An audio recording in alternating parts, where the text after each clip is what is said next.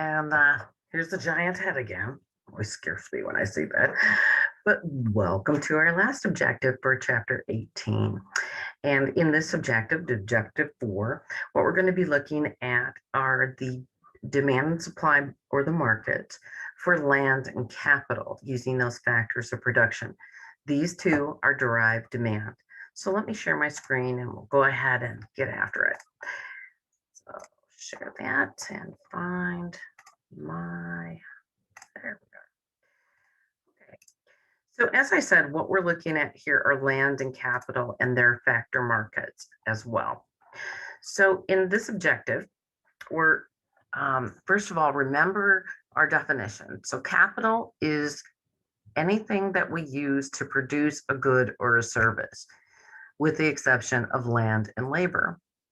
And so it might be a tractor if we are farming apples. Okay, I'm going to try to get away from apples a little bit. And when we look at what is the equilibrium here, it's going to be the purchase price. So first of all, the equilibrium will come from the purchase price. A purchase price means that we're going to own that factor of production indefinitely. That would be an example of a tractor. Okay. Now, let's say you harvest your apples and you're going to store them in someone's barn for until you sell them in market. That's an idea of a rental price. And the rental price is where you're going to have it for a limited time. So think rent here of a building. That could be considered an idea of an equilibrium, a rental price in terms of an equilibrium in a capital market. That could also fall under land as well, but I want to use it for my example right now. Okay, a wage is really, if you think about it, is kind of a rental price of people. You're renting their time, if you will. And so if we want to compare this to what we learned in the first 3 objectives, we can say that the rental price of land and capital is really determined by the amount of supply that's available, how many tractors are available, and the demand that we have, derived demand from the product. So here, again, the supply of tractors, which are available for us to, maybe you could rent a tractor as well, versus the demand for apples in the market, which is the derived demand. Okay. Now, so it does reflect, again, that marginal productivity of the factor. So what's interesting is when we look at this, we're going to say that the rental price or the cost, okay, because that would be the cost to us, should be equal to the value of the marginal product for that factor. So remember the value of the marginal product. And we use labor, but it could be the value of the marginal product of capital. So we're going to use K here, is equal to the output or the quantity that it allows us to produce more of. So if you produce 1,000 without a tractor, but 2,000 with the tractor, that additional 1,000 units would be the increase in the output or our productivity. Okay, the output gain from the capital times the price of the product in the market. Now, many times we use cost accounting to break down exactly how much value is the tractor adding to the product. So you can kind of see where some of the other courses that you've perhaps heard about or have taken can help with these ideas. So again, just as we used wages and we said that that should equal the value of the marginal product of labor, here we're going to say the rental price should equal the value of the marginal product of capital or the value of the marginal product of land. So again, just kind of putting this in supply and demand terms. Here we have the markets for land and capital. Here in panel A, we have the market for land. So we have a supply of land. Okay, that's the amount of land which is available. And the demand for land are business people that want to use that land for whatever purpose or what have you. Now, the supply of land is going to come from households. And remember, we sell our land, maybe rent out our land in return for rent. Stop. Okay. The demand are going to be those business people that want to use that land to perhaps grow apples. Okay. The market for capital we have over here. One thing I would have you look at, notice that the supply elasticity in the land panel A, meaning this one right here, you can notice it's much more steeper than the supply for capital. Why is that? Because demand is more inelastic. We can't just simply produce more land. We either have it or we don't. Whereas capitals, like a tractor or something, we can produce more. So notice it is more elastic as opposed to the supply of land. Here again, we have the demand. Those are business people that are looking to buy tractors or some type of capital to produce the good or the service. And we have the supply that is available. Here's the rental price over here. So that's a little bit different.